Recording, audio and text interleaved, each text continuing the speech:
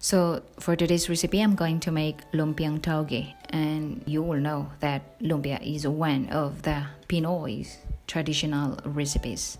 So here we go. I'm just going to show you what I put in there to come up with this one. Okay, thank you so much.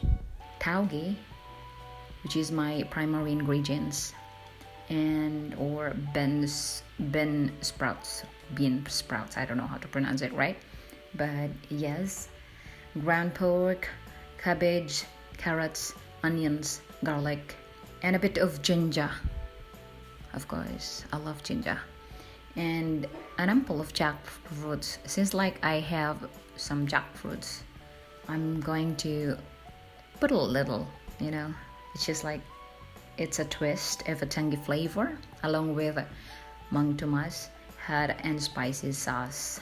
And of course, magic syrup or sarap or lame, black pepper. Oh, I don't know how to pronounce it right.